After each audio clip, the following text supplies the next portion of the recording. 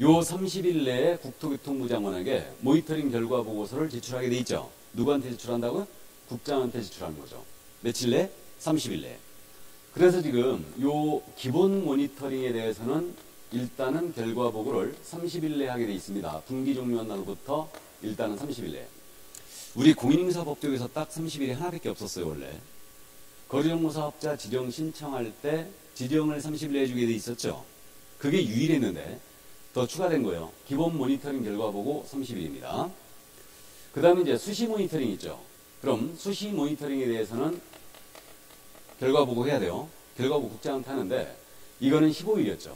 15일 내 수시 모니터링은 15일 내에 보고하는 겁니다. 그래서 3번 질문 일단 맞고요.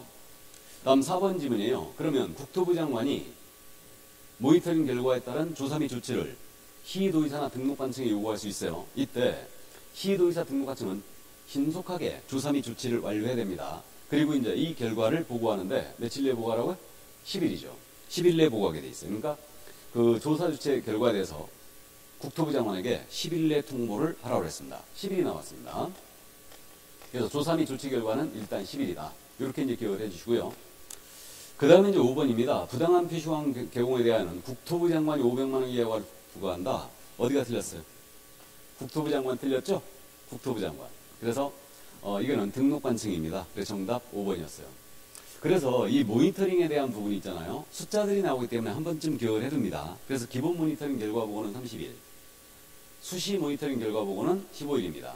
그 다음에 조사 및 조치 완료했잖아요. 그럼 등록관청이나 시도의사는 10일 내에 국토부 장관에게 이걸 통보하는 겁니다. 이게 부동산 거래질서 교란행위 신고센터와 차이가 있어요. 그러니까 꼭 명심할 게 모니터링에 대한 부분은 일단 국토부 장관이 주관한다. 그러니까 조사 조치 요구를 국토부 장관이 시도의사나 등록관청한테 하는 거예요. 그래서 결과 보고를 국토부 장관에게 한다는 얘기죠. 그 다음에 기본 모니터링 결과 보고, 수시 모니터링 결과 보고도 국토부 장관에게 하는 거예요. 조사 및 조치 요구를 국장이 하는 거고요. 근데 부동산 거래질서 교란행위 신고센터는 이게 차이가 있어요, 지금. 그래서 그 부분이 이제 나올 때 같이 이 부분은 부연 설명을 좀 하겠습니다, 더. 자, 그래서 숫자, 모니터링은 30, 15, 10으로 간다는 걸 기억을 해 주시고요. 자, 그럼 8번 문제 갑니다. 중개법인의 업무범위에 해당하지 않는 것을 모두 고르면, 물론 지금 매회 출제하고 있죠. 그래서 이거 암기하고 있습니다. 그래서 정통 문제인데 관상차분 경위로 암기하고 있어요. 관리대행, 상담, 프랜차이즈, 이건 개공 대상이 되고요. 분양대행, 경공매합선대리, 이사관련 용역계약선이죠. 암기하고 있죠? 이때 대행자가 들어가는 거, 관리대행이든 분양대행이든 주택과 상업용 건축물만 된다.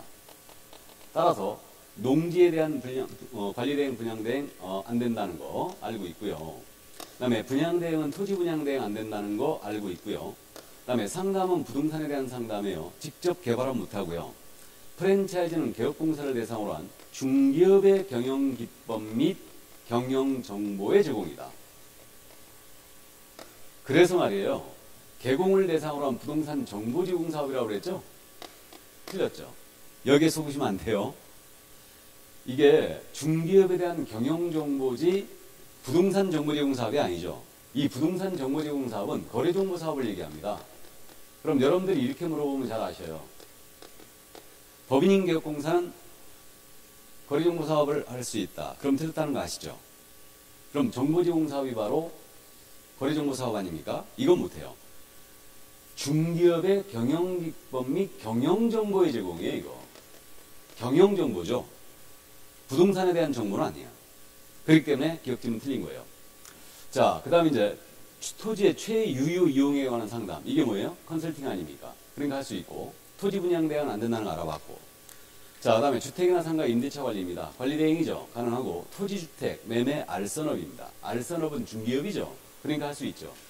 그럼 해당하지 지금 않는 거라고 그랬어요, 이번엔. 그래서 이제 박스형 문제에서 틀린 거 꼬라 할 때 거꾸로 쓰시면 절대 안 돼요. 그러니까 해당하지 않는 걸 하겠으니까 기업과 디귿을 쳐야죠. 정답을. 다행히 니은, 리을, 미음. 거꾸로가 없었죠? 거꾸로가. 그렇기 때문에 일단은 정답은 기업과 디귿이었습니다. 그래서 자, 그래서 이제 정답은 일단 4번이었는데, 그래서 이 법인의 겸업 반드시 암기하고 있어야 되고요. 그 전체 개공에 대한 겸업을 물었을 때는 주의할 점이요. 공인인증 개공이나 중개인은 겸업 제한이 없다는 걸 명심해야 됩니다. 자, 그래서 정답 4번이었어요. 그럼 이제 9번 문제로 갑니다. 공인인사업령상 고용인에 대한 설명으로 틀린 것은 그랬어요. 1번 질문이에요. 개업공사가 소속공사 또는 중개보조원을 고용한 경우는 교육을 받도록 한 후에 업무를 개시하기 전까지. 업무 개시는 맞죠? 종료 신고가 10일이죠. 등록관청에 신고해야 한다. 맞고. 2번 고용인에 대한 고용신고는 전자문서로 할 수 없다. 고용신고, 종료신고 모두 전자문서로 할 수 있어요. 그게 바로 정답 2번입니다. 다음 3번입니다. 우리 고용신고할 때 어떠한 서류도 안 낸다고 그랬죠. 근데 단 외국인을 보조로 고용했다. 소공으로 고용했어요. 그러면 결격에 해당하지 아니함을 증명한 서를 첨부하게 돼 있죠. 유일하게. 그래서 자격증 4번 소공 고용 신고할 때 첨부하지 않습니다. 그 다음에 실무교육, 직무교육 수료증 4번, 교육 수료증 4번도 첨부하지 않아요. 직접 다 확인합니다. 그러니까 첨부하지 않는 거죠. 자, 4번입니다. 개업공사는 고용인의 업무상 행위로 등록 취소나 업무정지 받을 수 있죠. 그래서 이들의 업무상에는 개공행위로 간주하기 때문에 직접 등록 취소나 업무정지 먹을 수 있고요. 5번입니다. 소공사에 대한 고용신고할 때는 그가 중개행의 사용할 인장을 등록해야 된다 할 수 있다? 할 수 있다가 체크포인트죠. 할 수 있다. 그러나 이제 업무 개시전까지는 등록해줘야 되고요. 그래서 등록할 수 있답니다. 그래서 맞았네요. 그러니까 정답은 2번이었어요. 쉽게 풀었을 걸로 일단 보이고요. 고용인은 매번 출제하는데 여러분들이 다 맞히십니다. 이거. 자, 그러면 10번 문제로 갑니다. 휴표 문제. 물론 이제 매번 출제하는 내용이죠. 옳은 것은 그랬어요. 취약의 경우는 6월을 휴업을 하고 3월의 휴업기간 연장을 할 수 있다. 맞죠? 그래서 우리 휴업은 6월을 초과할 수 없는데 취약, 질병, 이병의 경우는 6월을 초과하는 휴업이 되죠. 그래서 이제 1번 정답이었습니다. 생각보다 잘 물어보는 질문이고 휴업 기간 변경 재개 신고는 모두 전자문서에 할 수 있다. 틀렸다는 거 아시죠? 휴업 신고는 등록증 첨부하기 때문에 전자문서 안 된다. 근데 기간 변경과 재개 신고는 전자문서 됩니다. 그런 거 틀렸고. 다음에 3번입니다. 개업공사가 폐업을 한 경우는 7일 내 등록증을 등록관청에 반납해야 된다. 착시를 유도했어요. 우리 휴업 신고할 때 등록증 첨부하는 거죠. 그러니까 폐업을 한 경우는 바로 X고 폐업을 할 경우에는 등록증을 첨부해 미리 신고하는 거예요. 7일 내 등록증 반납해야 되는 것도 아니죠. 미리 반납해요. 자, 그래서 3번님은 틀렸고 4번입니다. 폐업 신고한 자는 10일 내 그 사무소의 간판을 철거해야 된다. 간판 철거 언제까지 해야 돼요? 지체 없이. 그래서 폐업 신고, 등록 취소, 그 다음에 중개사무소 이전했다. 이때도 간판을 지체 없이 철거하는 거죠. 10일 틀렸고. 자, 다음에 이번에 신설한 내용이죠. 중개업에 휴업 신고를 했습니다. 그럼 부가세법에 따른 사업자 등 휴업 신고를 한 것으로 본다. 틀렸죠. 이거 착각하면 안 돼요. 그러니까 중개업의 휴업 및 폐업 신고했지 않습니까? 중개업의 휴업 및 폐업 신고를 하면서 사업자 등록에 대한 휴업 신고를 같이 할 수 있어요. 그러니까 이때 사업자 등록에 대한 휴업 신고서를 내야 됩니다.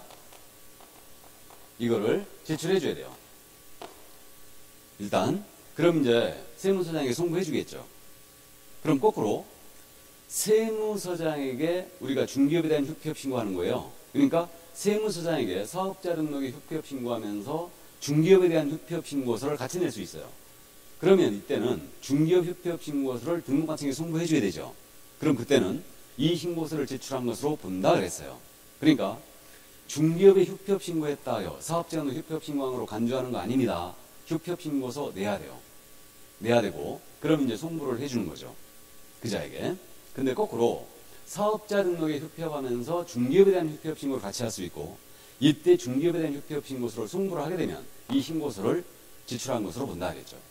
그러니까 중개업 휴업 신고하면 사업자 등록에 휴업 신고한 것으로 보는 거 아닙니다. 자, 그래서 5번 질문 역시 틀렸어요.